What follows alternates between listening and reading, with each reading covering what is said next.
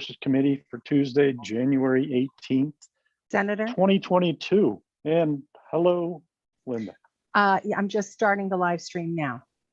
Oh, yes, We're that's not, we're right. not live yet. Thank you. Tell me when it's live. I certainly will. I know you will. We are need the Jeopardy song. we are live. We are live now. Okay, I'll do that again. Welcome everyone to Marine Resources Committee meeting for Tuesday, January 18th, where we're continuing with some briefings so that we can make informed decisions around issues that will come before us. And we hopefully will be so informed that what's lost in translation doing Zoom meetings will not affect the bills too badly. So today we're going to have briefings on aquaculture, and we're going to start with Gail Zadlewski and then Debbie Bouchard and Sebastian Bell. But before we do that, we'll first of all say hi to Linda LaCroix, our committee clerk. Good morning. Morning. Hi. And Lynn's still back there, I think, our Yes, analyst. good morning. Good. I should go to gallery view.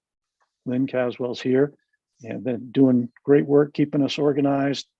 And now we'll go to the committee. I'm Senator Dave Meermont, co-chair, and I'm representing Senate District 12, which is Knox County, except for the town of Washington. And my co-chair, Jay McCreight, can go next, and then we'll figure out a way to get everybody to say hi. Thank you, Senator. I'm Jay McCreight, representing Harpswell, West Bath, and Northeast Brunswick in the House. Nice. And I'll go down the list as I see it in participants. And Representative Alley. Yes, sir. Good morning, everyone. Good morning, Mr. Merriman. This is Robert Alley, down East Maine, District 138, Jones Field, Addison, Harrington, Columbia Falls, Centerville, Millbridge, Jonesboro, Whitneyville, and Marshfield. Thank you. Thank you. Senator Rosen. Thank you, Mr. Chair. I'm Kimberly Rosen, Senate District 8. I have 16 towns from Castine all the way up to Lincoln, including the city of Brewer, and I live in Bucksport.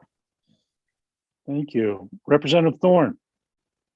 Good morning. My name is Representative Jim Thorne, representing Carmel, Herman, and a portion of Etna up in beautiful Penobscot County.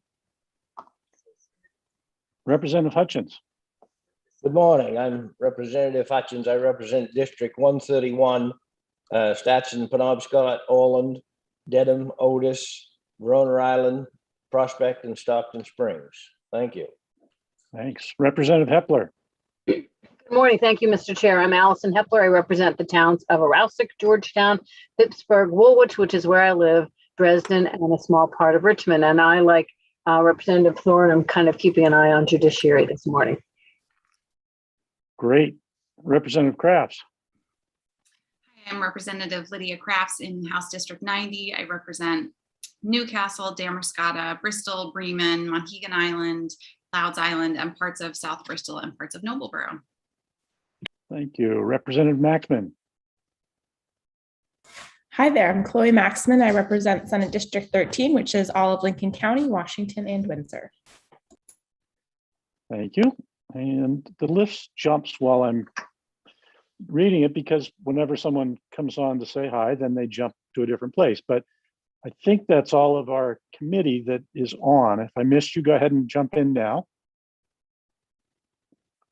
And hearing nothing, I will move on to the next portion.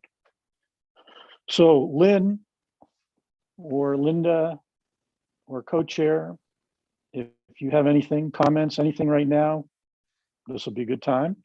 Otherwise, we'll go into the presentations. Can I just mention we have some others on the, excuse me, on the call, on the Zoom from the Sea Grant program, and Gail will let us know about them. But I asked if they could be here because we've worked on some of the issues with aquaculture and questions the community members have had. So just thanks for everybody for being here. Yes. And if I may, Senator, I just want to let the committee know that the agenda I sent out to you has been changed. They're going in a different order. So don't be surprised. Great, thank you.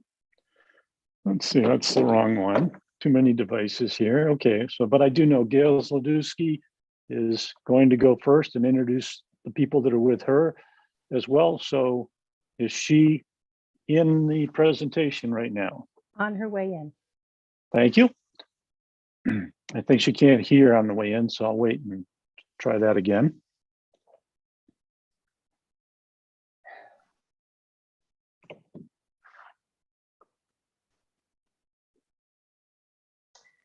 I'm trying to promote her, but I don't know if it's working.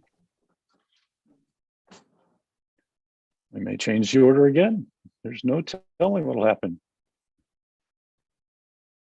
Just to be on the safe side, Lynn, I've promoted you to a co. Yeah, she just told me nothing's happening on her end. Yep. Lynn, could you try to promote her? Because for some reason it's not happening with my end. Well, I just tried.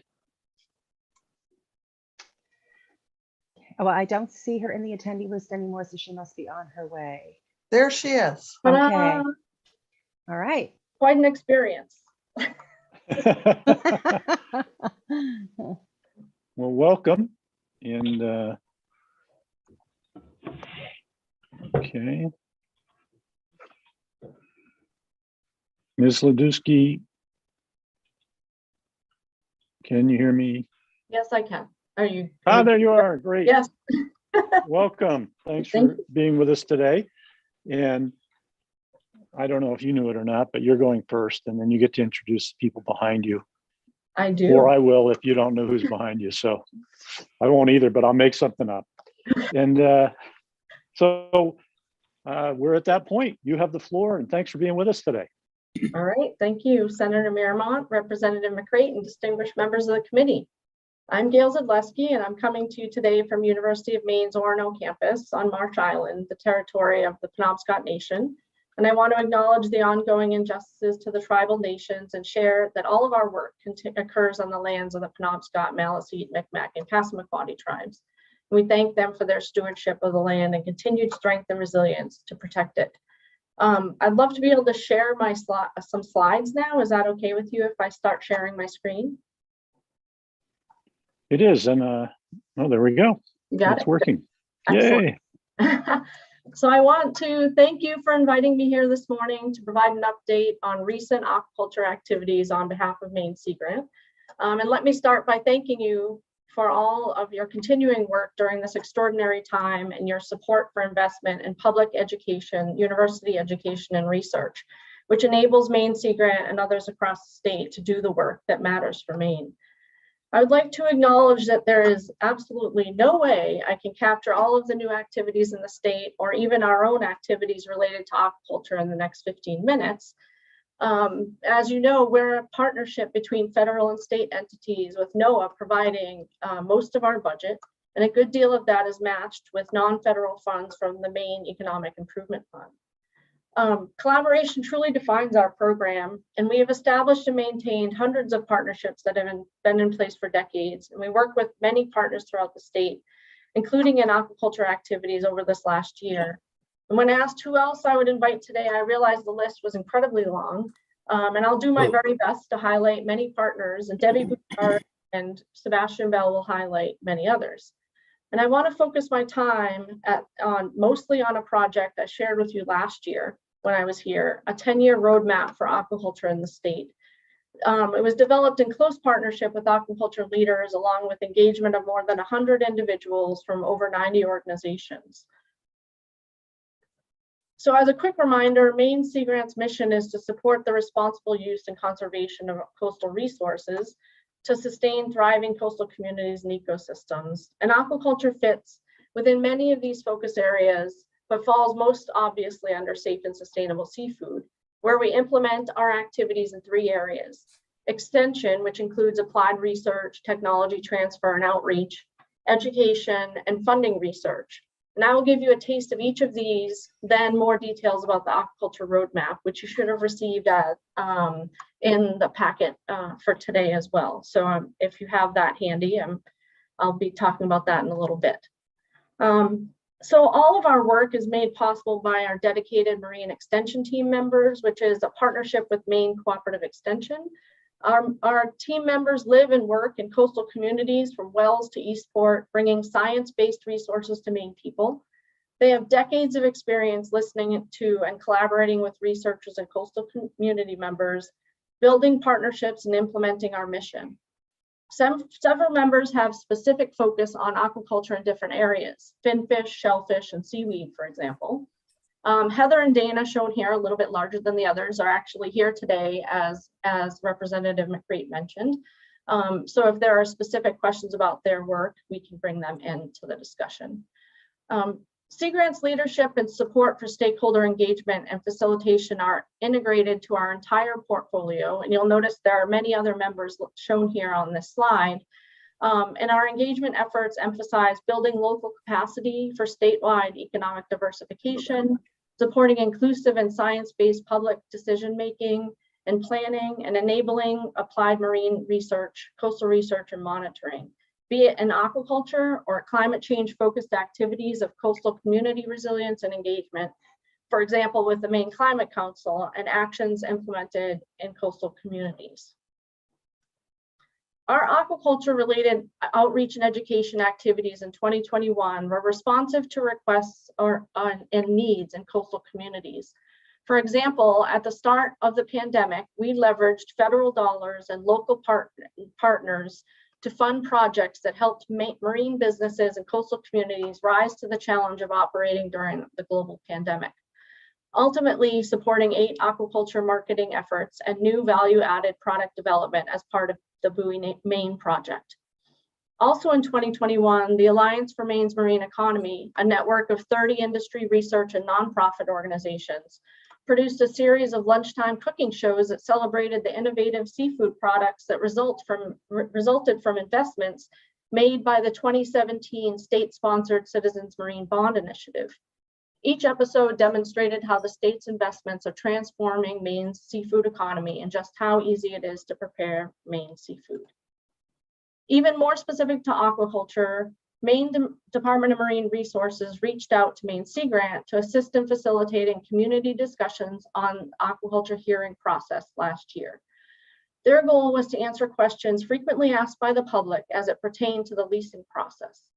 2 of our extension staff assisted DMR aquaculture staff in hosting virtual meetings and answering questions.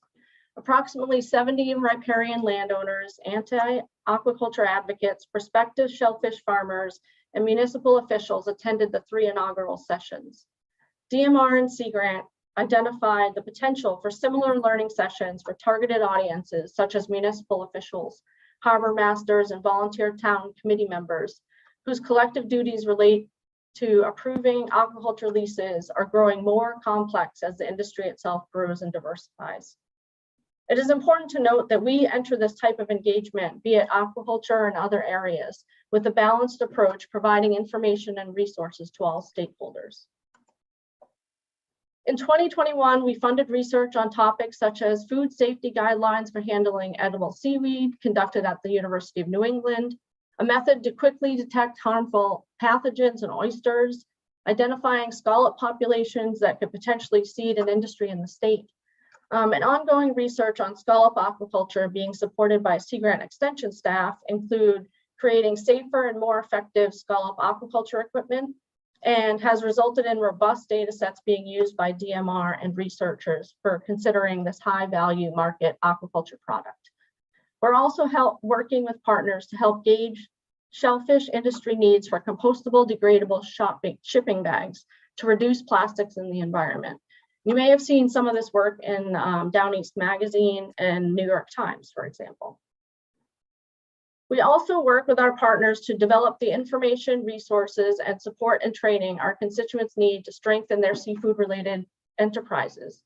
For example, the Oyster Trail of Maine, and hopefully some of you have actually seen this before, and you'll have the links that will be accessible to you, It was originally launched in 2017 to educate consumers about oyster farming and was revamped in 2021 with the Maine Aquaculture Association in partnership with Maine Sea Grant to incorporate new farms, emerging market and tourism opportunities, and interactive virtual features, and rechristened the trail with an interactive trip planner and oyster passport, which checks in with 79 different businesses, and you can track your visits and earn swag along the way.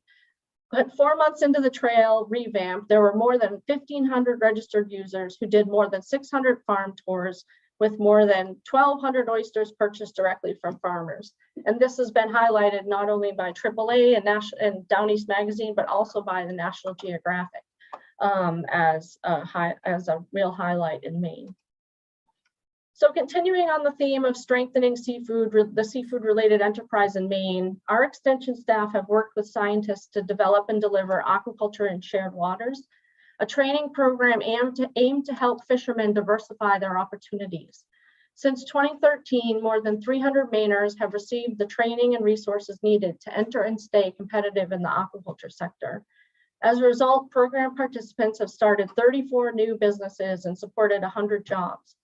In 2021, the program received a national award for programming, and this is a program that relies heavily on partnerships with the primary partners delivering the program, including staff from Coastal Enterprising, MAIC, MAA, and UMaine. And these partners are the core of the development of something we call the Maine Aquaculture Hub. And as you may know, aquaculture is a major national initiative.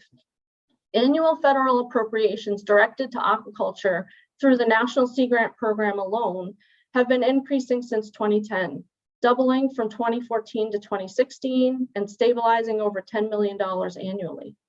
In 2019, the National Sea Grant Program designed an initiative to encourage collaboration in the state of Maine. Maine received a competitive award because of its already strong aquaculture sector and partnerships, enabling creation of this Maine Aquaculture Hub, one of 11 funded nationwide.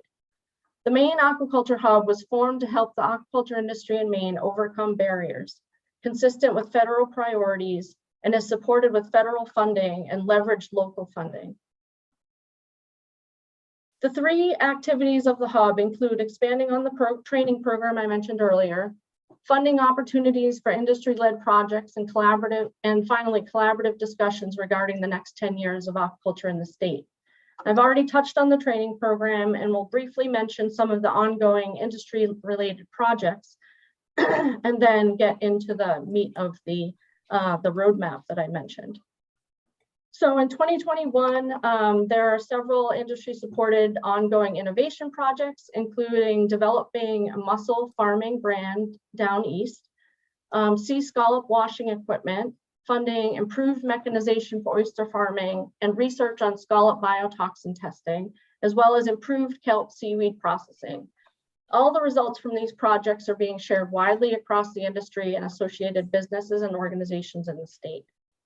In 2021, we funded 2 more projects to expand Maine kelp marketing opportunities and developing methods for sea scallop hatchery.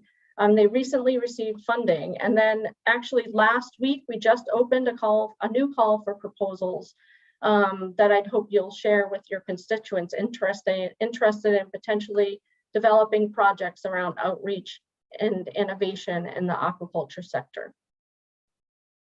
Now for the main event. Tomorrow we will publicly release a report you should have received this morning, which is the culmination of nearly 2 years of work. The roadmap is intended to be a guide for the next decade for sustainable aquaculture development in Maine, focusing on both use and conservation of coastal resources. In 2010, the picture shown on the right of your screen is the Directing the Future of Maine's Aquaculture Industry Plan, outlined barriers to aquaculture development in the state and offered solutions to address those barriers.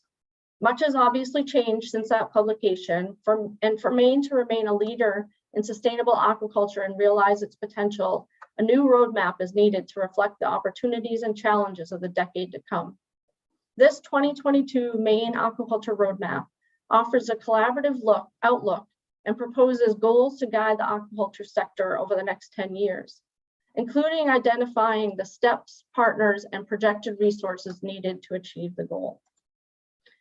In 2020 and into early 2021, 10 focus group meetings were held and numerous follow-up phone calls were made, mostly by Heather, shown here, to provide an opportunity for people across the state and in organizations involved in Maine's marine economy to share their goals for the next decade. The first step in the evaluation process was to examine progress towards the measures identified in 2010. And that was used to frame the discussions with community members. So over the 10 focus group sessions we did, we obviously had to do these virtually. So this was proposed in a non-virtual time where we were hoping to have people together, but this was moved into a virtual space. So we had 10 focus groups that involved 92 organizations and 141 different people. And a full list is actually provided on page 11 of the report of the organizations involved. Invitations to those folks were made, and then that we were asked them in turn to provide others who we could engage in additional focus groups. I just want to give you an idea of the depth of the work that took place to do these focus groups and how we pulled together the information. Essentially, prior to each session, invitees were surveyed regarding their review or their views of the 2010 plan. And during the focus group sessions, there were open discussions and feedback on the 2010 goals, and new goals for 2022 were developed. Focus group participants identified 5 to 10 specific actions that would guide the development of aquaculture in the next 10 years, and developed a list of who should implement those actions on what timelines. Notes were shared back with the participants for further feedback, and themes and ideas from all groups were compiled and synthesized, presented back in a webinar one more time with a survey for further input, which had extensive input, and again synthesized into what now is in this report. The discussions yielded voices of concern, suggested solutions, and many comments, but recurring topics of interest were evident across the focus groups, including, and I'll just give you the top 5 that are shown here: licensing and permitting, education and outreach, community engagement, infrastructure, and marketing and seafood messaging. The primary topics of interest from all focus groups were extracted and organized by theme. After tallying the occurrence of each topic across those focus groups, it became clear which were considered a priority. 4 goals were ultimately identified as important for building over the next decade. Developing a streamlined licensing and permitting process that balances the rights of applicants and the public, increasing integration and understanding of aquaculture in Maine coastal communities, expanding and promoting the Maine seafood brand, and making Maine a leader in the triple bottom line of sustainable aquaculture involving social, economic, and environmental issues. What you don't see in this is that embedded in all of these goals, and worth noting separately, are 2 cross-cutting principles. First is climate change, not only preparing for the changes that are coming, but also making use of aquaculture as one of the solutions to lessen the impact of those changes. And 2, that diversity, equity, and inclusion are paramount to the sustainable future of the aquaculture sector. Together, and this is just one example of one of the goals, there are 23 action items, and they are estimated collectively to cost more than $15 million and require support for 24 full-time employees over the next 10 years. Paired with each action item, and this again is one of the 23, and this is under goal number 2, is our measures and who could potentially be target or who might implement those tasks. And these are self-identified or suggested organizations to work towards completing those action items. So again, this is one example. Again, there are 4 goals, 23 actions altogether. The other thing that's in the report, and this is just to give you an idea of the depth, I'm not going to get into any of these details, but our estimated timelines for completing each of these action items. This slide just gives you a taste of that, and the previous slides shows that there are measures and resources identified throughout the report. And so just to move on and kind of get to the end of my 15-minute time period here, What we would like to do is the folks that have been involved in pulling this information together and these focus groups together have identified that these actions are going to take a number of resources. And foremost will be the time and effort and leadership of those organizations identified in the roadmap. Many of them will require external funding. Public and private grants may offer opportunities to secure some of that funding, while government support may be critical for others.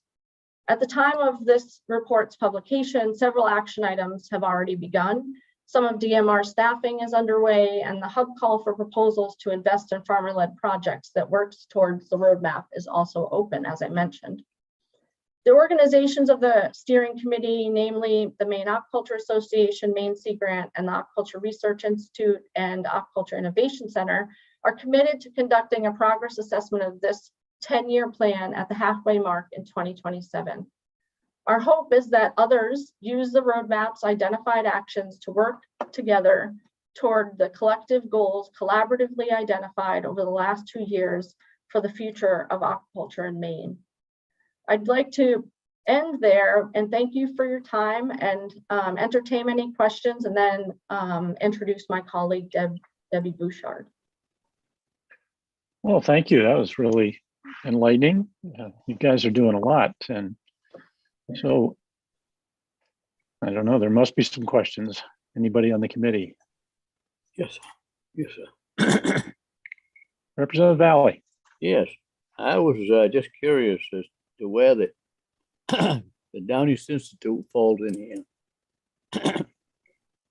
So actually, I didn't hear any mention of it, so I just thought I would check. Seeing how I come here on the island, I sign a lot of these projects down here to the campus. I thought I would ask that question.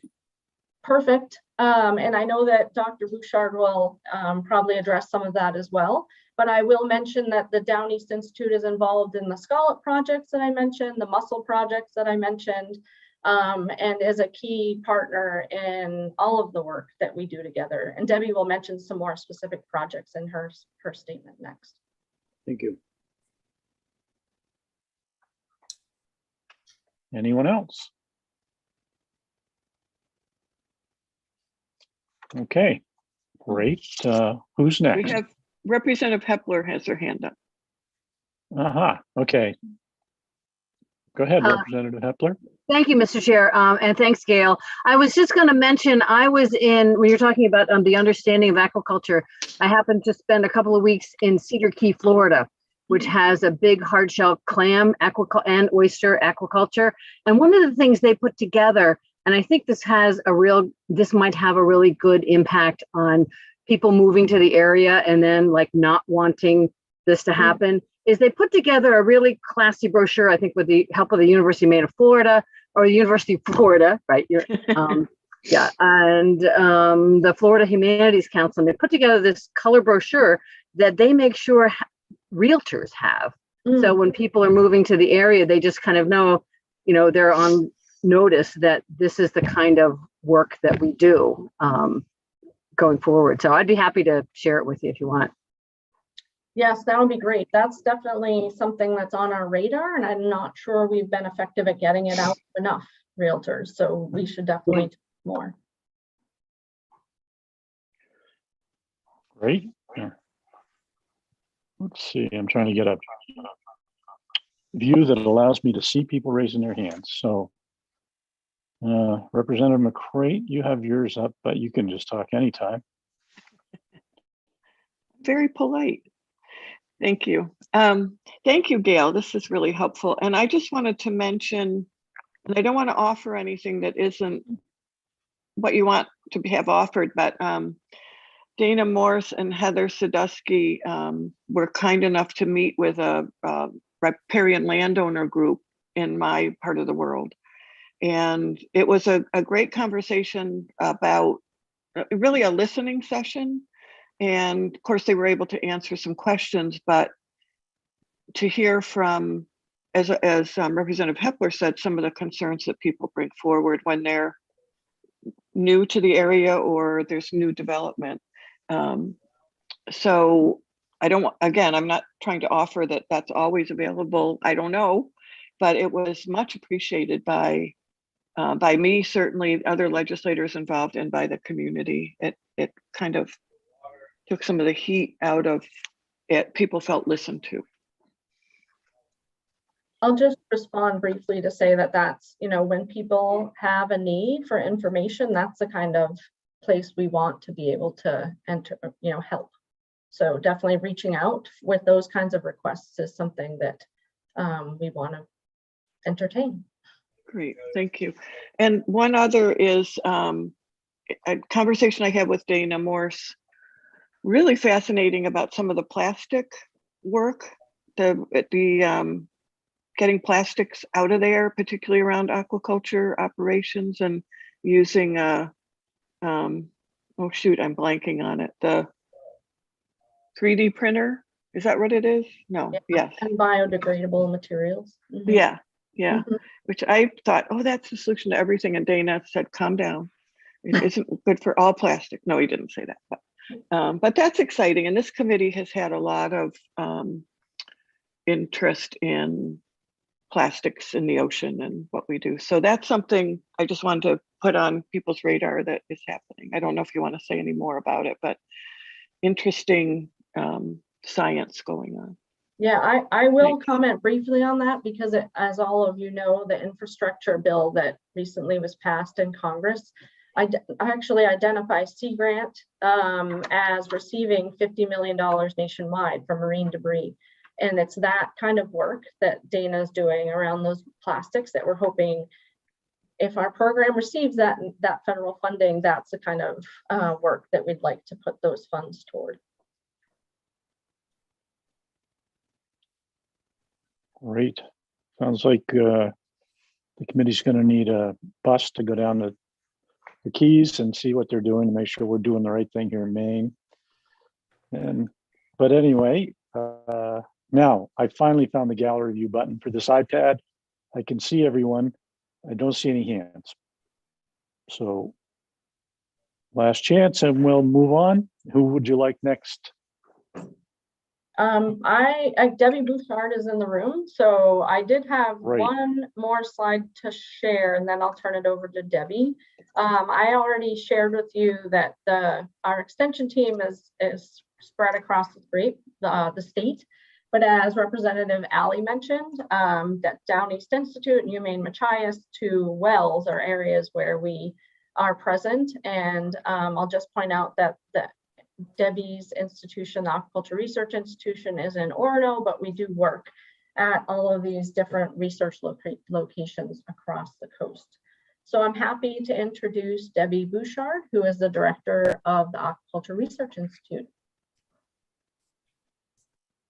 Great. Thank you. I'm going to try and share my screen now.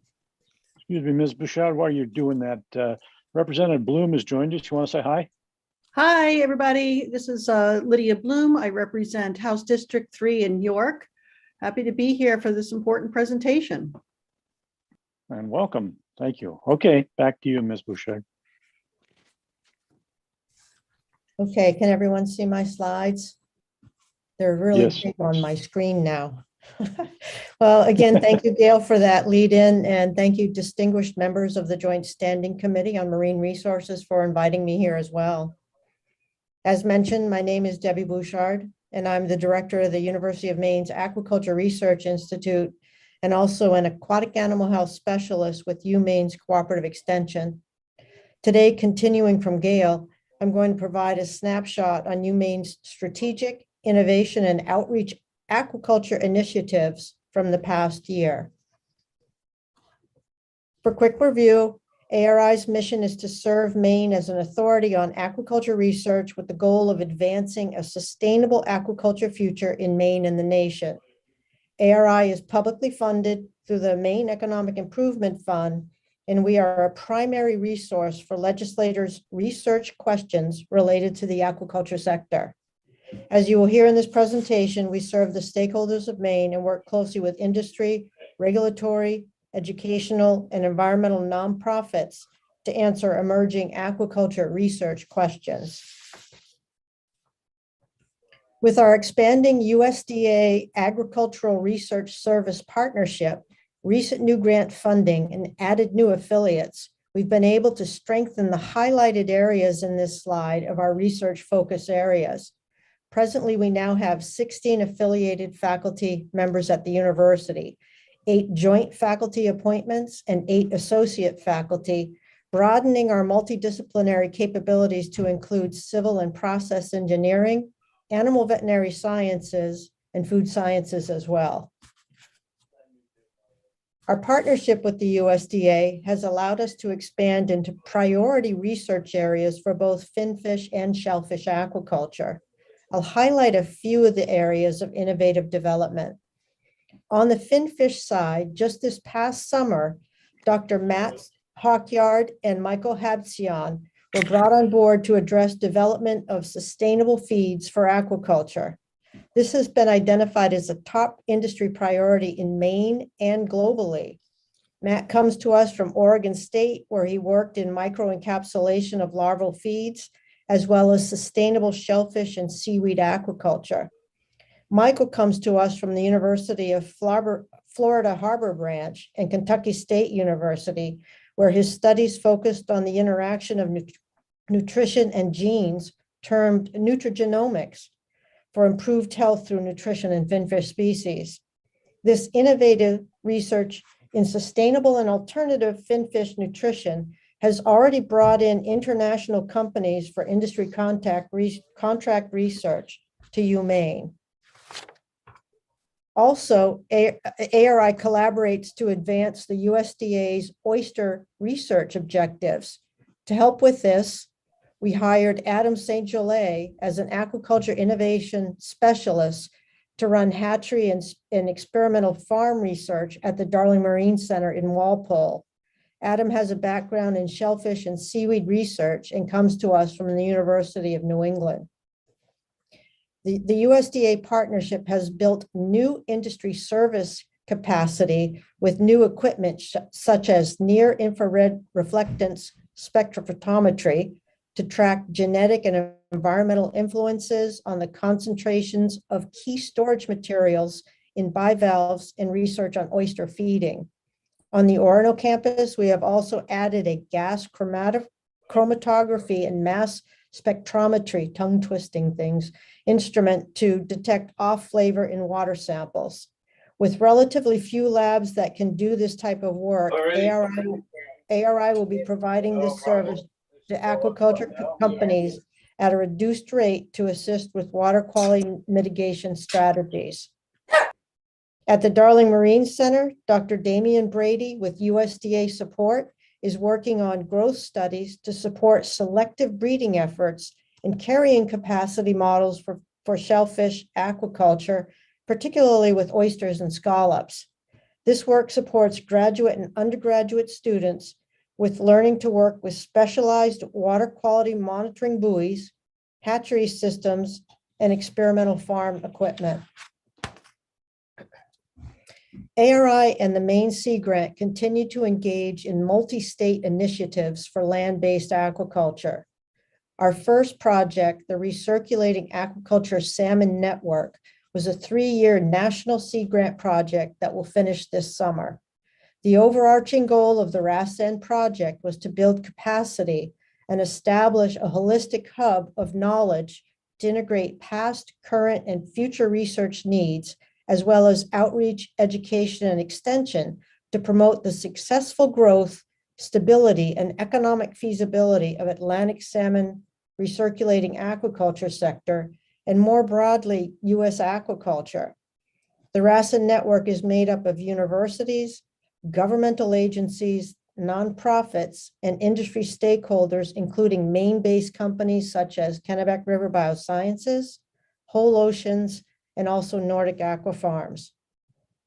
In early 2021, ARI collaborated with the Maryland Institute of Marine and Environmental Technology to take the next step with RASN partners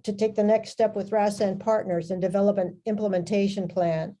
In September 2021, our project, Sustainable Agriculture Systems supporting Atlantic salmon, received federal funding through a USDA program to implement research, education, and extension needs identified through the RASN network.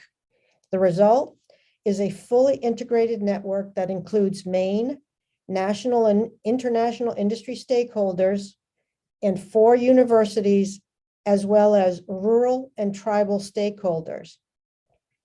UMaine is leading the extension, education, and outreach, Wabanaki Nations engagement, comprehensive aquaculture health program standards, water quality, and broodstock development objectives on this 5-year grant. Through these grants, ARI has been able to expand its workforce development efforts and secure additional funding. ARI faculty and staff are committed to supporting students at all levels. ARI faculty and affiliates mentor 61 graduate students at an MS and PhD level, and they advise 154 undergraduates as research assistants, honors students, interns, and on capstone projects. The University of Maine has recently developed a micro-credential program that is designed to create opportunities for a wide range of learners to gain foundational knowledge and rigorous training in a wide range of areas. This year, in conjunction with Cooperative Extension, an aquaculture micro-credential was developed to further professional development in the industry. A recirculating aquaculture-specific credential will be developed as part of the Sustainable Agriculture Systems project mentioned before. The ARI Summer Aquaculture Externship is unique in that students are placed with area businesses and nonprofits to work with the organization while completing an industry-defined project. 2022 will be the 5th year ARI has run this program, and it has a high success rate, with students often continuing to work for the organization after the internship program. ARI continues to advance its diversity, equity, and inclusion initiatives through collaboration with the Wabanaki Center and the Wabanaki tribes. The Sustainable Agriculture Systems Project will work to co-design Wabanaki Youth in Science aquaponics curriculum with traditional knowledge keepers. ARI as a center of excellence has submitted a USDA research, extension, experience, and undergraduate proposal that brings together aquaculture and indigenous science. This fellowship is an intensive hands-on research experience available to undergraduate students across the nation. Several emerging aquaculture innovations are gaining research traction at the University of Maine. Some examples are, like in nanotechnology, combining the strengths of UMaine's research expertise in fish health and cellulose nanomaterial science and biomedical engineering.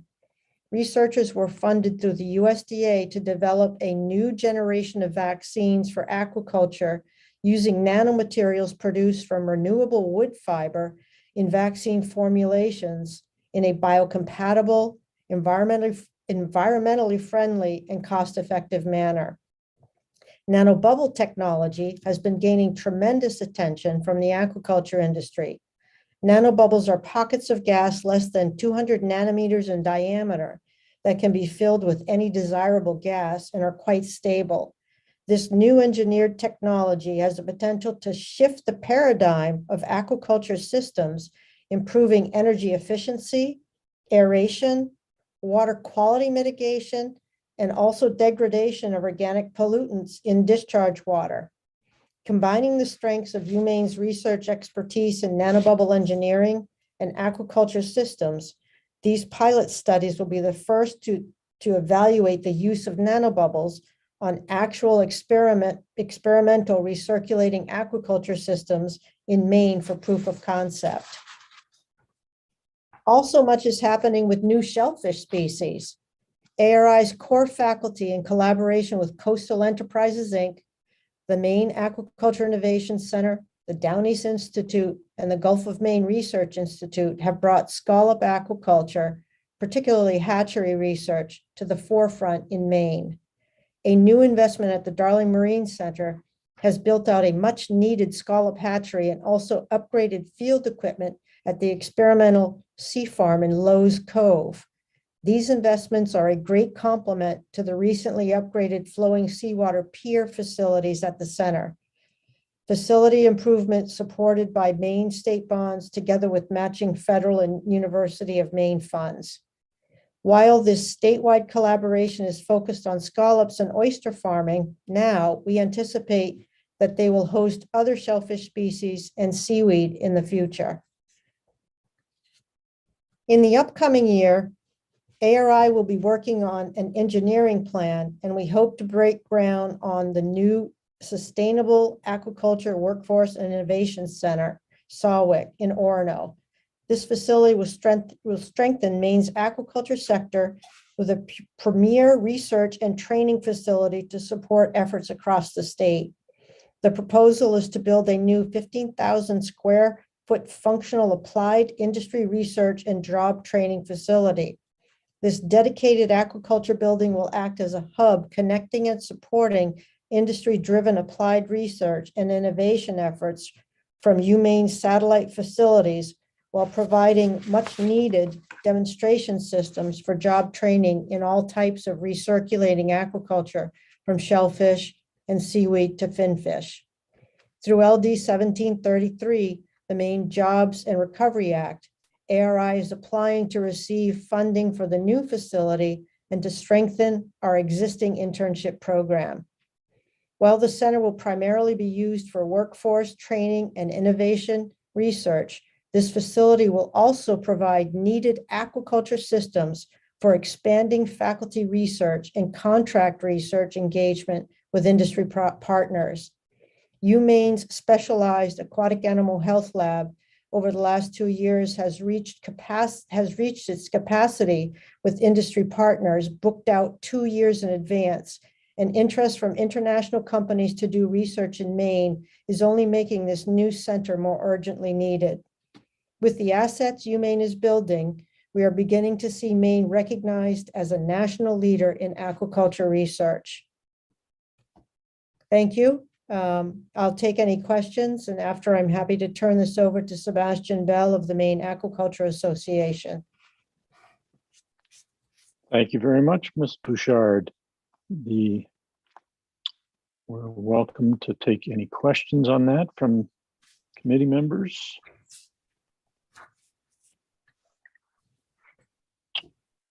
Okay, I'm looking at everyone. Oh, there's Representative Hepler.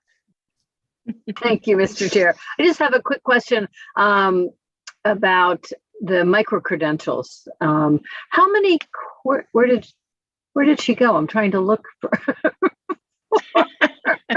I'm still here. Okay. How many courses, how long does it take? I mean, is this something they can do over the summer? Yeah, So I'm just learning about these micro-credentials. I believe Scarlett Tudor is with me, and I forgot to introduce her because she's definitely our right-hand person for all the development of these micro-credentials. Scarlett, are you here? Or she If we could let texted that she Scarlett is. in, I am promoting her to panelist now. Okay, good. she is definitely working at full steam ahead for this. Hello, everybody. Yeah, so actually this micro-credentialing program is a really new initiative to the University of Maine system. We just started it this year, and this actually came at a great time for aquaculture workforce development because ARI had already started creating some courses with prior to this, and I feel like this is the university's moving toward making learning at the university more accessible to all students. So the micro-credentials in general, there are 3 different levels. There's a level 1 that's just getting learners knowledgeable about an area like aquaculture. Level 2 is where learners start developing and becoming proficient in a suite of skill sets. And then level 3 is where learners take these skill sets and they apply them within a career context, whether that be within the industry or within a research lab. Currently, ARI has developed 4 courses, one in aquatic animal husbandry, one in aquatic animal health, one in shellfish culture, and one in land-based recirculating systems. These courses are short courses with online portions. So unlike traditional undergraduate courses, these courses have an online component that students can complete prior to a week-long intensive lab. We've been working a lot with Cooperative Extension to take our Brightspace platform, which is the university's normal platform, to online platform for sort of course material transmission to our students. But Cooperative Extension has worked specifically to make this available to anyone outside of the university. And in fact, we use this exact platform over the summer with our aquaponics program. So I had kids that were 8 years old logging into this Brightspace platform, working on our aquaponics program. So it's connecting all types of learners. Again, we kind of talk about our outreach as being kind of K to gray, because we work with youth, we work with undergraduate students, we work with professional development students, people that are deciding to change careers. In addition to those courses that I've mentioned, we're in the process of developing something in aquaculture business and marketing. As Debbie mentioned, we have new faculty in nutrition. We're developing and hope to develop a nutrition course. Again, with the mindset of making these courses highly flexible and to allow not only our undergraduate students, but more specifically professional development students to partake in these classes. A single student could actually finish the entirety of this microcredential pathway in a single year. So it's much different than the university's traditional like 4-year degree. In fact, I have my PhD. I'm still not really sure why I took a year of organic chemistry. And I think that a lot of our aquaculture industry doesn't necessarily need someone with an undergraduate degree. They need folks that are proficient in certain skills. And that really is the fundamental difference between this micro-credentialing pathway and our traditional undergraduate. The micro-credentials are all based in skill sets, in skill proficiencies. In addition to that, as Debbie mentioned, we've created a youth pathway and an adult pathway. And in fact, there is an inherent direct pathway for youth that complete the youth pathway. They automatically earn level 1 of the adult pathway. So even young kids that get into this, we're immediately talking to them about career paths, the diversity of career paths, but also giving them credit for doing that. And we have a lot of kids, especially like logging into the university's page. I'm a first-gen student myself, like having this exposure when I was a kid made the difference in me feeling like, hey, this is something that I can do, even if it's something different than my parents did. So again, micro-credentials, all skills-based, lots of different courses coming up. Yeah, some really cool initiatives. Thank you. That was, I love the detail of that and the specifics of this in terms of reaching, a broader audience other than the students we have on campus. So thank you. Thanks. Representative McCray. Thank you, Mr. Chair. Thank you. Do you go by Scarlett? I do. Thank you, Scarlett. I was going to ask about the same program, and I love the K to Gray. That would be a good bumper sticker. I'm really curious about the process, and any links you have to it would be appreciated if we could have that in the chat or just in email to whoever. I guess my question is this, it can't be specific to kids who are UMaine students because they're not old enough yet, some of them. So my question is how you could access that and get started? Yeah, actually, again, we work a lot with cooperative extension, and cooperative extension has the great ability of connecting throughout the entire state of Maine. So a lot of these programs are already on extension sites. I'm happy to email everybody with information in general about UMaine's micro-credentialing, also the websites for our aquaponics programming. I run an aquarium club, so that I'm happy to pass along. In addition, as Debbie mentioned, we are part of the Recirculating Atlantic Salmon Network that is a consortium of Sea Grant folks. Again, this is something that we work with Gail on. And we're doing this on a national level. So we have folks from Wisconsin, Maryland, and then Maine. Maine is really leading the workforce development in this area. We're much further ahead than a lot of the other states. I've actually already gotten contacted from some folks in Montana about connecting kids to our programming. So I think I will say COVID has kind of been sort of a mess for all of us for a bunch of reasons, right? But one of the great things that has come out of this is our change and reliance on virtual learning.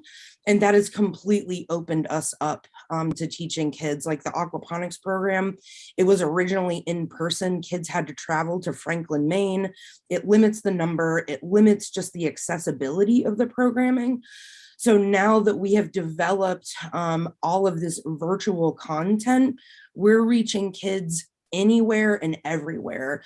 They don't have to be associated with the university whatsoever. It can be any kids. And then in addition, we're bringing this out in schools right now. So we're trying to increase our capacity by developing curriculum and then giving it directly to teachers, no charge, no trying to limit those barriers. So yeah, anybody can join. Happy to pass that information along. Thanks so much. And I should say Dr. Tudor. I appreciate it. Thank you. I appreciate that. Thank you, Senator. And Senator, another question. I wanted to say thank you to thank you. I want to say thank you to Debbie. That is amazing. It's going to take me a while to absorb, but there's a lot of concern about the discharge around finfish, and it sounds like you're doing some fascinating work there, and that's good to hear. I don't claim to understand it yet, but it sounds great. So one of the things that we always should keep in mind with recirculating aquaculture systems is the water they're discharging is the water they're growing their fish in. It has to be healthy. It has to sustain their growth. So while it tends to maybe have nutrients in it, the idea of some of our new nanobubble technology where we're going to be able to break those products down and have them be more efficient is really groundbreaking stuff. Thank you. Thank you. On that note, that was one of the big problems with early aquaculture stuff. Is that just an idea, or by the time already there are some recirculating aquaculture, is it already working? Again, that's a new and emerging technology with great potential. We hope to, but I mean, I guess right now it is a fastly moving idea in that direction. You can see a lot of activities in that. But the recirculating aquaculture system themselves are always working on water mitigation strategies for improving water quality. Because the water that their fish are growing in is the water that they're discharging, and the two have to be healthy.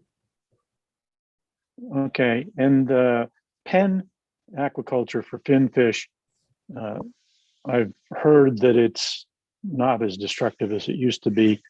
Is it really good now, or is it just not as destructive? Where would you rate it? So I think like any other developing agriculture industry, there's a development process that you have to learn. Destructive is an odd word when talking about aquaculture. It really is an abundance of nutrients that is going, and now that feed efficiency has been improved to the point where they actually have feed monitoring, where the first pellet of food that drops below where the fish are, the system stop feeding. All of those things are greatly improving the systems and under the systems that they're raising these fish in. But you always have to remember that, well, this is my opinion, but water is a very difficult, more challenging environment to actually do agriculture. And the aquaculture industry has come a long ways with making sure the water around them is still quality water. Thank you. Let's switch pages here. Okay. Lynn Caswell is the only hand I see at the moment. Thank you, Mr. Chair. I just wanted to let Dr. Tudor know that she can send me the links and information that I will share with the committee, and I'll put a chat with my email address for her. Thank you. Yeah, she heard you. She acknowledged. Good, great. Okay. Speak up if you have a question, because I'm coming to flip pages around. I don't see any hands. Okay, who's next? I can say it, but you can introduce whoever it is. I think I'm next, perhaps, Senator Marmont. Yes, Senator next we Marmont. have You're Sebastian right. Bell. Yeah, I got to the list. Yes, it is. There you go. Welcome, Sebastian. And thank you all who just presented. Yes, well, Senator Miramont, Representative McCrate, honorable members of the committee, great to see you all again. And I have to say, the Zielinski-Bouchard combo is a hard one to follow up. And clearly you saw the enthusiasm from Dr. Tudor as well. And I think that really represents a lot of what's going on in the sector right now. My charge today, I was asked to tell you what's new. And so I'm going to share my screen and just go through some very kind of high order trends that we're seeing in the sector right now.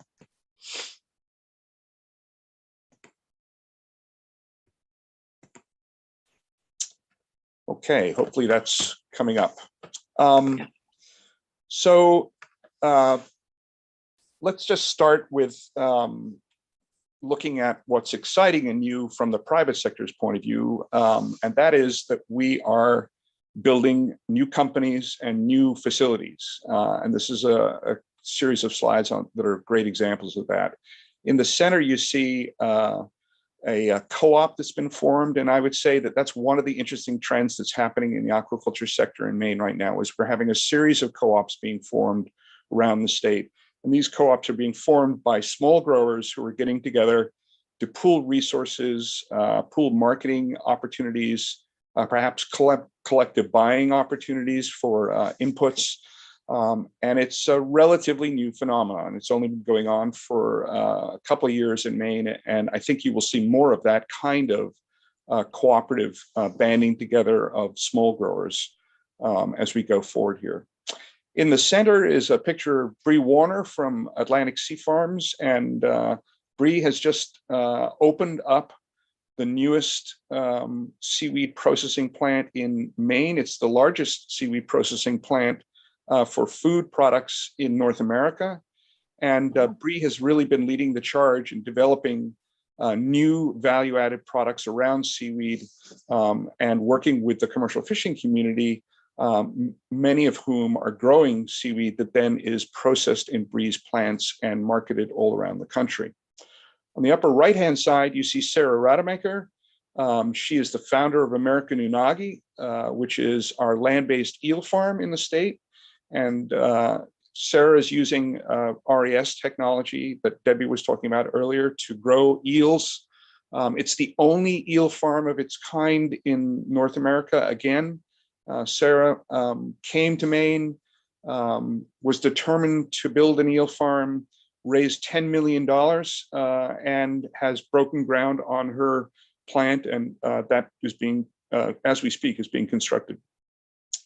The interesting thing I think about both Sarah's company and Bree's company is they are great indications of the strengthening relationship between the commercial fishing sector and the aquaculture sector. In Bree's case, She has over 27 fishermen that grow kelp in the off season for her, and she then buys that kelp and value add processes it into products. In Sarah's case, she is buying elvers from elver fishermen to then value add to grow into adult eels and then turn into value added eel products.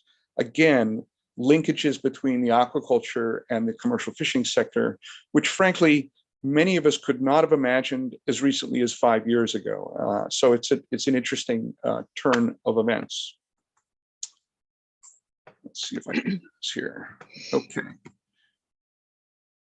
For some reason, oh, there we go. You've already heard about the education and training parts of our sector, and I think that this is really what's particularly interesting right now. Maine is being seen as a world leader, not just a national leader, but a world leader in developing workforce development tools for the aquaculture sector. Our sector, like many other sectors, are facing difficulties in finding workforce to man our plants, to man our farms, to begin our farms as entrepreneurs. And so a whole series of things have been going on in the state around workforce development. On the upper left-hand side, you see a meeting that the Maine Aquaculture Innovation Center hosted for aquaculture educators in the state.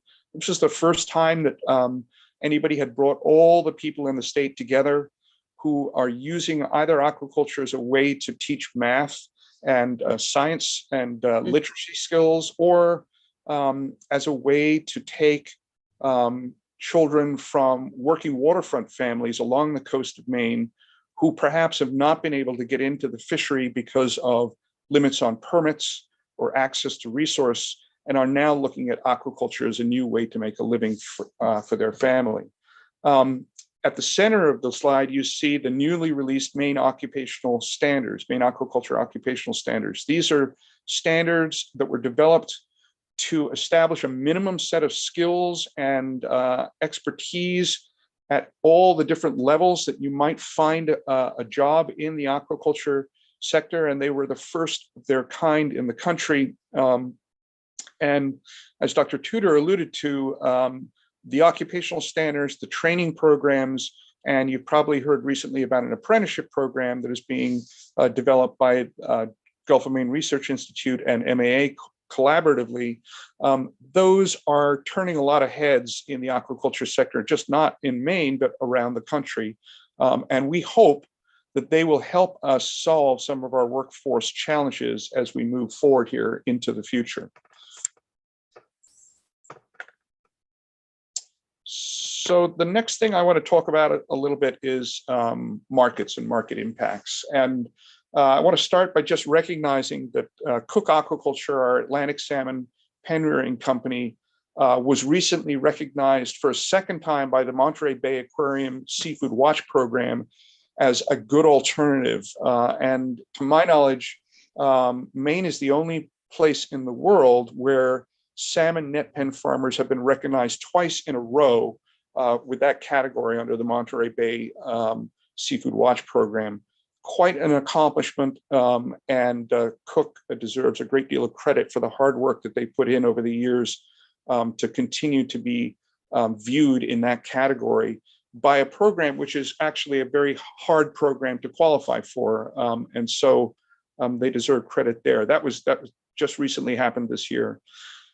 Interestingly, and probably at a higher level, we've seen some very dramatic impacts in the markets as a result of COVID. And two things have happened. And some of you, I'm sure, have heard from your constituents about what was essentially a collapse of the restaurant sector when COVID first hit. Why is that important to seafood? Why is that important to Maine aquaculture? Because depending on whose numbers you believe, roughly between 60 and 80% of all seafood consumed in the United States of America is consumed in restaurants. And so when restaurants dialed back, or in many cases closed, we saw our markets virtually evaporate overnight. The Maine aquaculture markets has never been an export market like the lobster industry. Our markets have typically been the US markets and local regional markets. And so it had a tremendous impact, particularly on our small growers who were relatively new and didn't have the financial resources to withstand suddenly going to zero revenue overnight. The second thing that happened was there was an increase in retail sales of seafood, and that was quite an interesting turn of events. Nationally, you saw between 35 and 45% increase in retail sales in seafood. And what does that tell you? It tells you that consumers wanted seafood. They view it as healthy food. They enjoy eating it. And so they began to learn how to cook it at home as opposed to rely on restaurants to prepare it for them. That increase in retail sales presented some opportunities for Maine farmers that we had not had before, but it also presented some challenges. In particular, most retail sales of seafood in the country are through large chain markets like Hannaford or Wegmans or Food Lions. And those outlets, those retail outlets, are very difficult for small farmers to get into, in part because of regulatory restrictions and in part because of logistics and just supply chain issues. What happened when we saw that shift to retail sales was our larger growers in the state joined forces with the smaller growers and began to help the small growers get into those larger retail markets. And I think it's a great example of where the diversity of the aquaculture sector in Maine, and by the way, we have the most diverse aquaculture sector in the country, both in terms of numbers of species, production methods, and size of companies. The diversity really helped us withstand the challenges of COVID.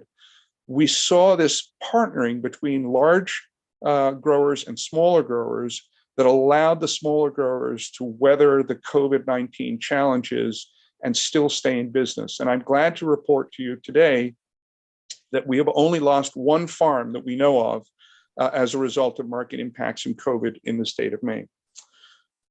The second thing that happened was the growers themselves shifted to direct-to-consumer distribution methods. And by that, I mean both mail order, farmers markets, and home delivery. And you, of all committees, will remember there was a great deal of controversy around a company called Mere Point Oyster Company a number of years ago. Really started the trend that we see now where we have paid agitators, if you will, making money on opposing the aquaculture sector. Well, Mere Point was successful in their lease application. They have built a company. They do employ quite a few people. And when COVID hit, they pivoted to a local home delivery system where they delivered not just their own oysters, but also other Maine seafood products right to people's homes on a local basis. That's the kind of change that we saw in terms of how farmers are accessing markets and continuing to build successful businesses. So the last slide I have is just some key issues that we are facing as a sector. I don't think any of these will be a surprise to any of you as committee members. We continue to see issues around gentrification of the working waterfront and access to working waterfront properties. Something that the COVID situation has probably made worse is access to transportation infrastructure, trucking, and having small farmers in particular getting access to trucking and getting their product to marketplace through trucking, particularly in a state like Maine where we're spread out along a 3,000-mile coastline and have lots of peninsulars down at the end of small roads. Trucking continues to be a challenge for us. Workforce, as I alluded to, the ecosystem is definitely changing, and we're having to change our production practices. And in some cases, we may have to change the species we grow as a result of the ecosystem changes. And then I would be remiss in not alluding to the fact that DMR in particular continues to have staffing challenges, although they obviously have more resources to hire staff. We've got to get DMR staffed up and those staff up to speed in terms of what the needs of the aquaculture sector are and how the public trust has to be protected as part of their responsibilities. I will end today by doing two things. One is inviting you to the NACE conference, which occurs in Portland, Maine, in April, on the 27th of April to the 29th. This is a regional aquaculture conference and exposition that rotates between a number of New England states. And this year it's in Portland, and it's a great place to meet not just farmers from Maine, but farmers from all over the region, and to see kind of what's happening in the sector. And I'll end by saying, for the second year in a row, the Maine Aquaculture Association is going to make a significant donation to the Maine Lobster Association's Legal Defense Fund, because for one very simple reason: when the Mayday call goes out over the radio and somebody asks for help, you don't ask whether they're a lobsterman or an oyster farmer or a salmon farmer. You ask, where are they and what do they need for help? And we believe very strongly as an association that we have to stand by our fellow working waterfront associations and help them defend their livelihood. What the lobstering community is going through is not based on science. It's based on politics, and they deserve to have the resources they need at hand to defend themselves in any way possible. And so we will, for the second year, be making a very significant donation to that fund. And I want to thank, in particular, Patrice McCarron for leading the charge on defending the lobster industry. She deserves a lot of credit, and I know that she works very hard doing it. So thank you very much, and I'll be glad to answer any questions if you have. Thank you, Sebastian. And okay, if you could stop sharing, I can see everybody better. Yep. There you go. Thank you very much. Any questions from the committee? Representative Hutchins.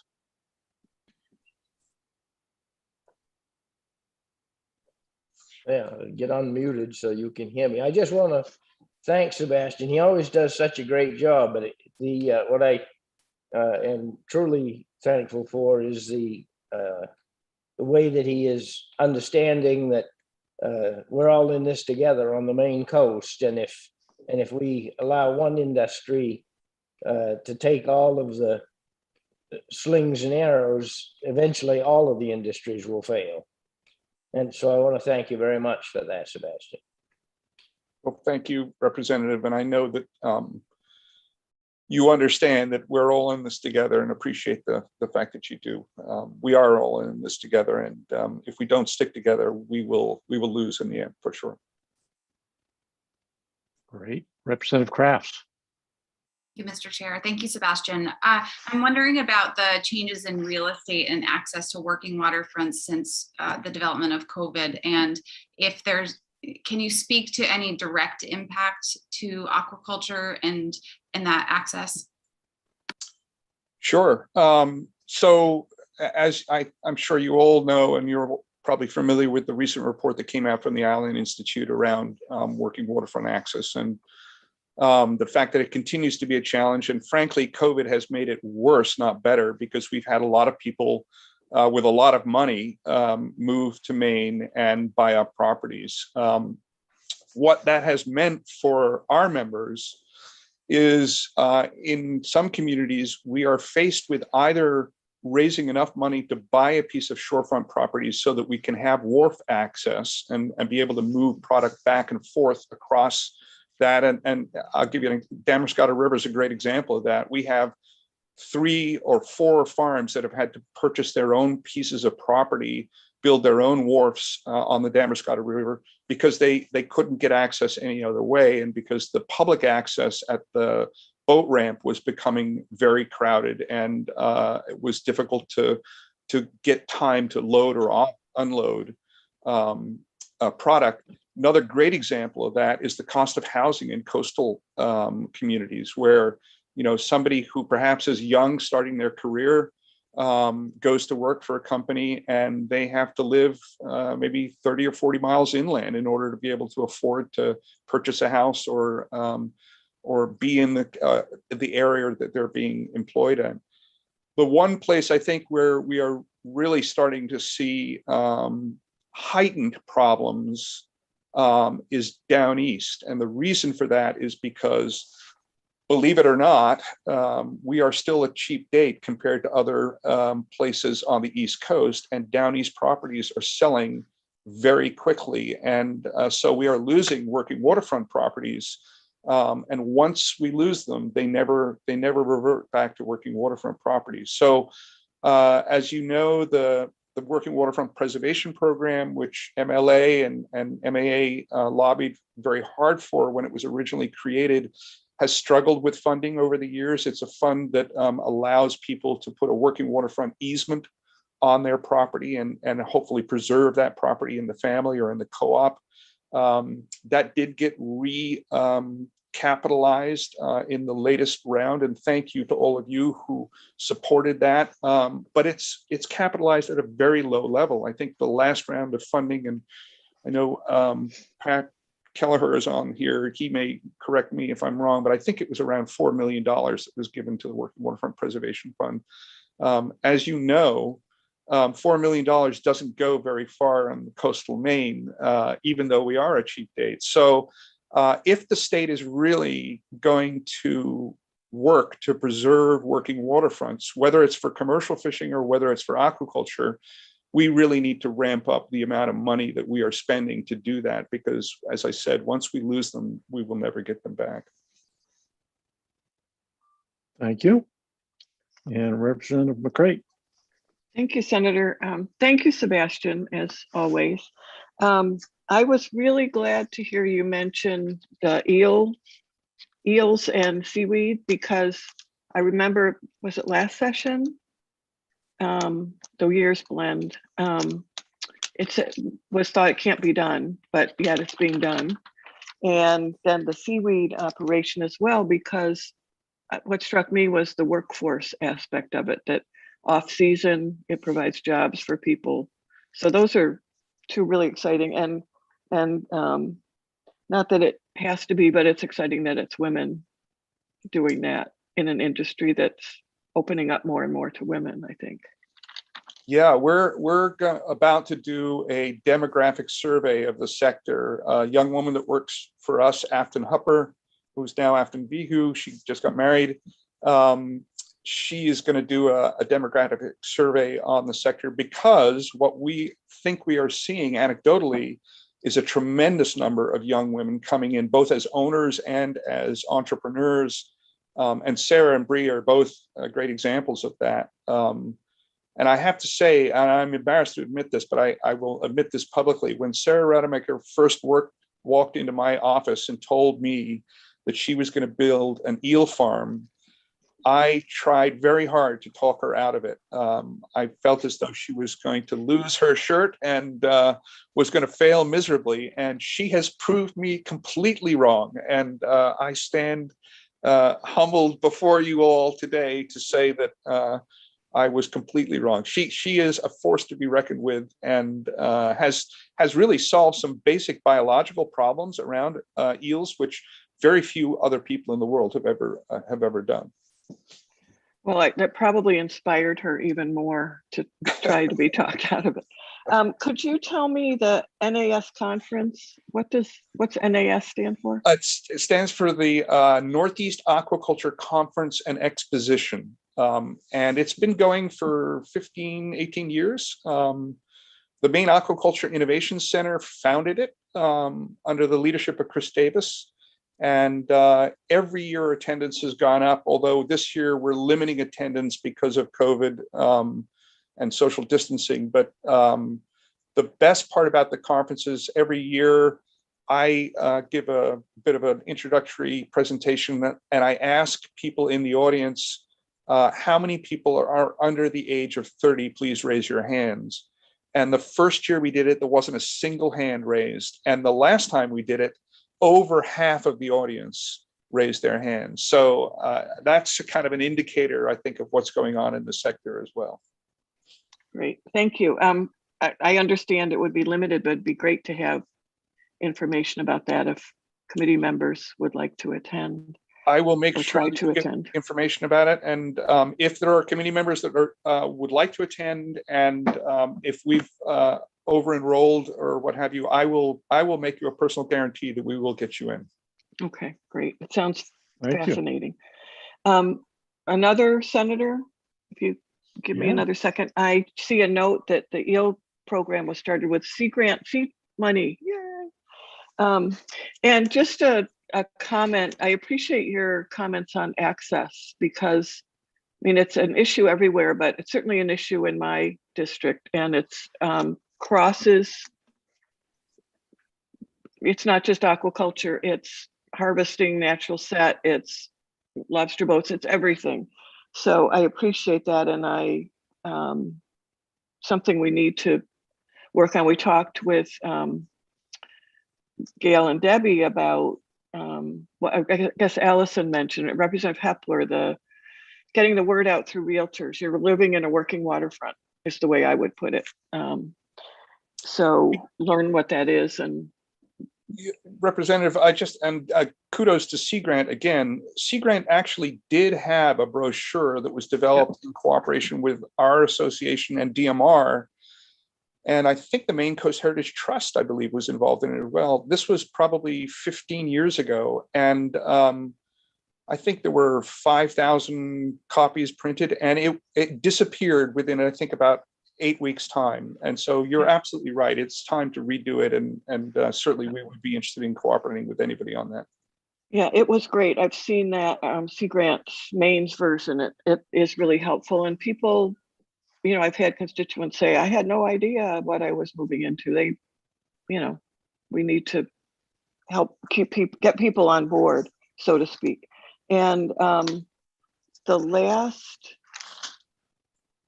thing was to thank you about the marketing shift that was Mere Point as an example of a different way of doing things that necessity caused, but it's something that I don't think will end with the pandemic. I think it's something people will want to see continue. So I appreciate that. I think you did a great job of giving us what's new, and I appreciate it. Thanks.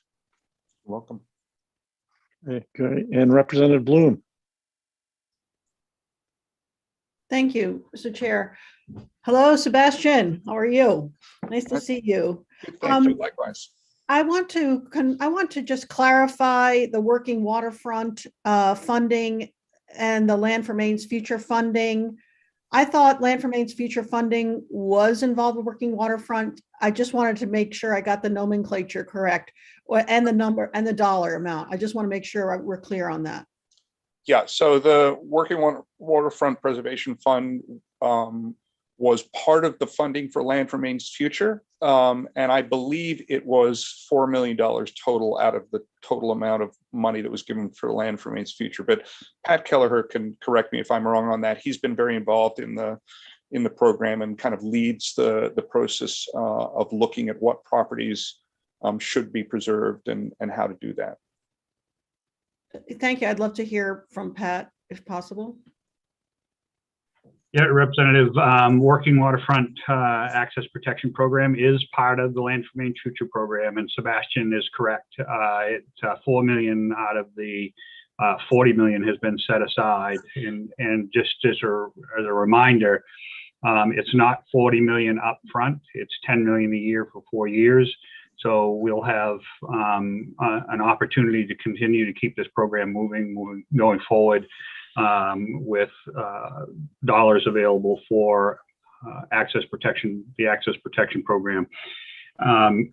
This program, just as an aside, has the funding. We've never not been able to fund a project that has been applied for. So it's really important to remember that. And having this $4 million, I think there is going to be a pent-up demand potentially for more projects. But remember, these people are putting a covenant, almost like a conservation easement, but putting a covenant on their property. And sometimes that can actually affect property value. So people go into this kind of eyes wide open. It's one of our priority programs here at the department and within LMF. but we're buying something from them, and we have to remember that. So it's not always a program where we're going to have a lot of people who are going to be excited to actually get into this. Usually it's usually a property or property owner that needs some capital to reinvest into their properties. But they can use the funds for whatever they want. And that's because we're purchasing something from them. So May I follow up, please? But it doesn't, but just because you have this amount designated for work for that, doesn't it mean that other funds and Land for Maine's Future couldn't be used for that if that was considered appropriate? yeah, the board, I'm not sure about the enabling legislation for this particular round, because as you all know, it was a general fund appropriation, not a bond appropriation. So I'd have to go back and look. But in the past, the board always has the flexibility to invest additional dollars. And I think I'd have to go, I'll go back and look, Representative, to see if there is that flexibility in case there was more demand than the 4 million could potentially cover. Great, thank you so much. You're welcome. Senator Miramont, can I just add one thing to what Commissioner Keller said? I want to make the committee aware that there is a discussion going on in the working waterfront community about possibly making some modifications to that program to make it more user-friendly, if you will. So, Commissioner Keller is absolutely correct. People go into it and they are cautious about going into it because they are putting a codicil on their deed, right? They are giving up a property right, and that's worth something. The thinking, or at least the discussion amongst the working waterfront community right now is perhaps there are some minor modifications that could be made to the program to encourage more people to look at it and take advantage of it. But it's not something that's going to play out, I think, in this session. It would likely come forward in the next session after the discussion is continued in the working waterfront community, and after we have had a discussion with the department that administers, obviously DMR, and what their thoughts are. Great, thank you.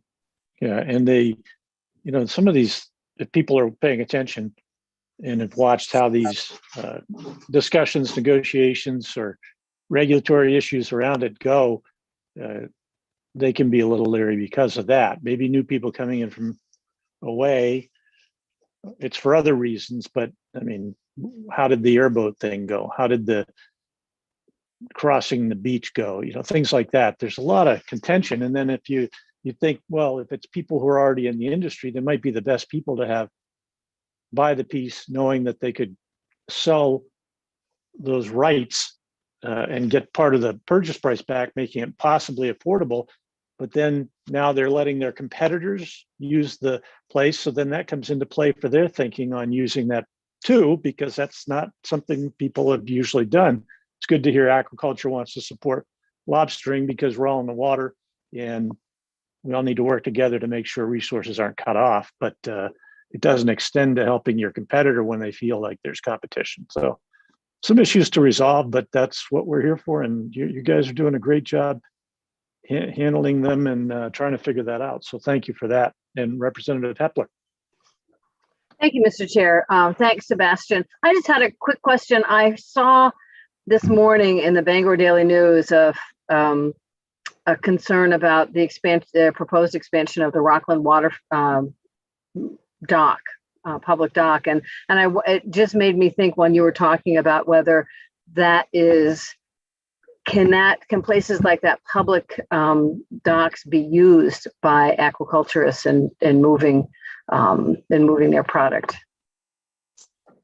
They can, and they are. The challenge we often have is that recreational use is also increasing. So it's not really a conflict between commercial fishing and aquaculture. It's often the fact that recreational use is increasing quite dramatically. And it's sometimes hard, if there's a lot of recreational use of a public facility, it may be hard for commercial usage, which may be a little rough around the edges, may be a little stinky, may be a little noisy. to coexist with recreational use. So we always work very hard to coexist, but I can point you to places in the state where that has become an issue. And so I suspect that, given the gentrification of the coastline, we will see more of that around those public access points. But we do currently use them, and we always try to use them in cooperation with other groups. Thank you. Okay. I don't see any other hands. So I'd like to thank everyone for presenting. That was great, very interesting, updating. Keep us posted on anything we need to know. We'll make room for you. If you have new information or see something coming up that the committee will have to deal with to make it work better, always get ahead of it with us. Talk to Representative McCray or me, and we can figure out where to fit you in. We don't have a lot of bills this session. We'll be jumping into those after next week. We won't meet next week, but we will then really jump right on it after that. On the first, we have ASMFC update from the commissioner and maybe from me. He usually has a bigger picture, but I'll be on that with him next week. We'll talk about the whales and about Frenchboro dragging. That has been added to the schedule. And then we'll have some public hearings on LD 1742, which is compliance with the Interstate Lobster Agreements, 1759, hours to harvest lobsters in September, and 1898 to address economic impact with NOAA.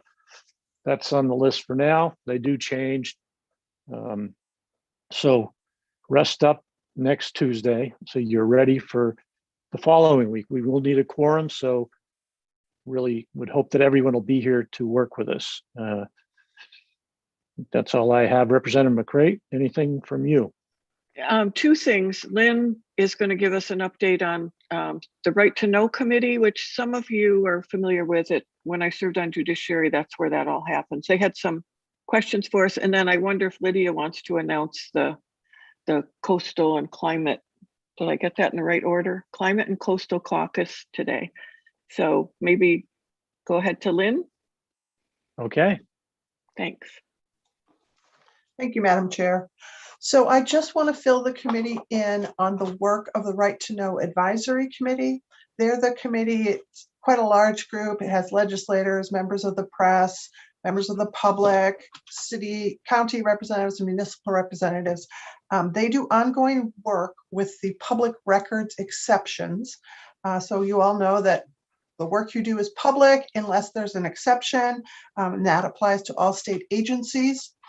So the advisory committee has a schedule to review all of the titles in the statutes.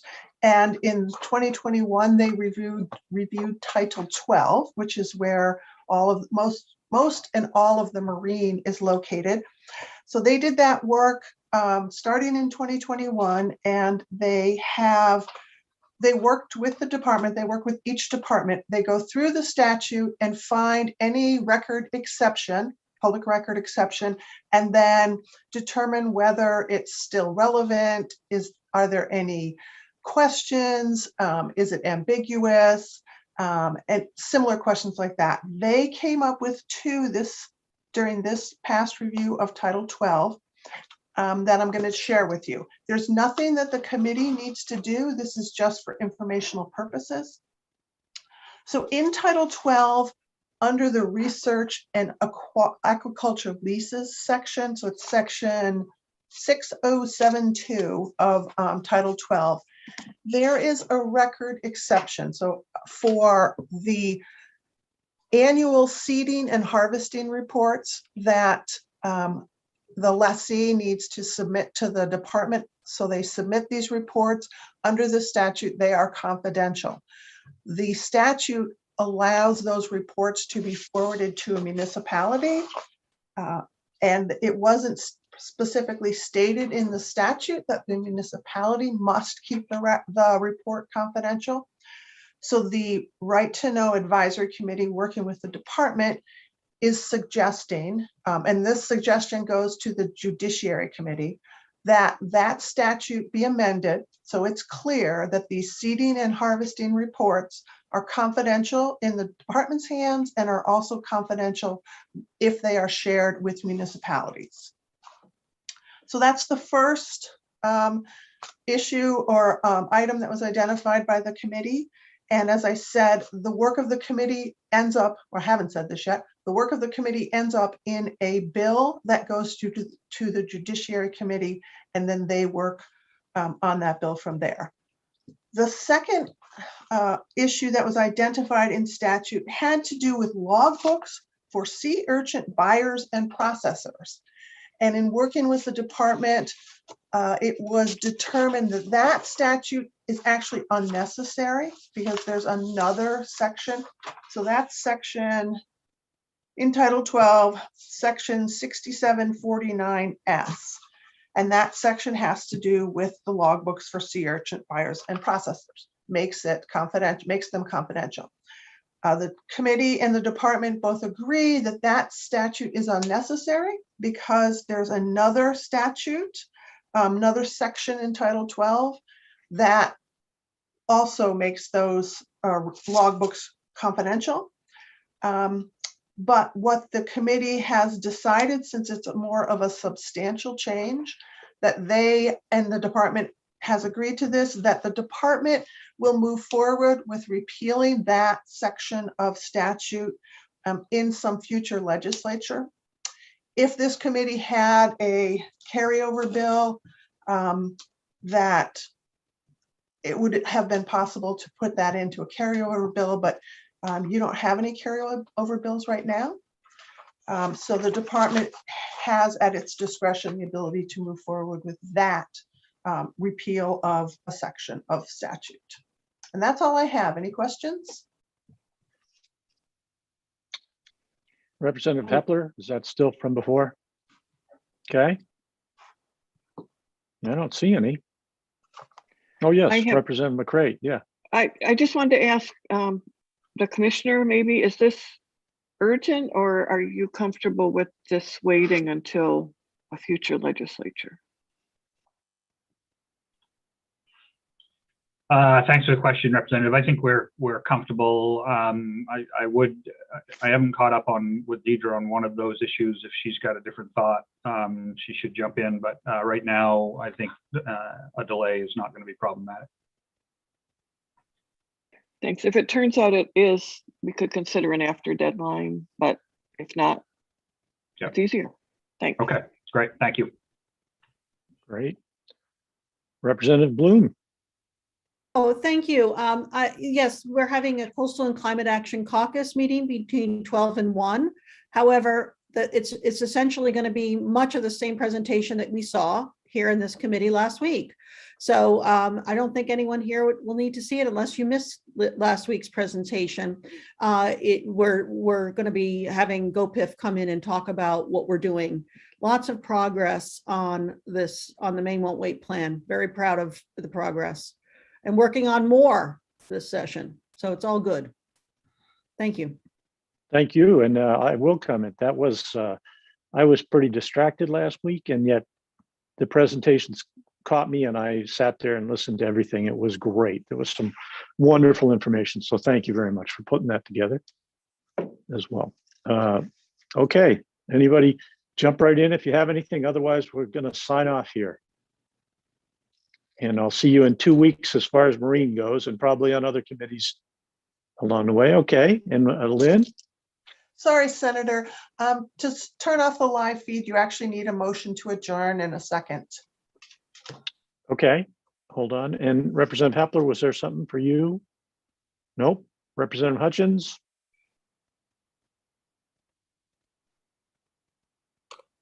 Just a motion to adjourn.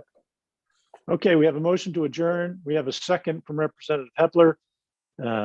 All in favor of adjourning this meeting, say aye and raise your hand so Linda can see you and count. There we go.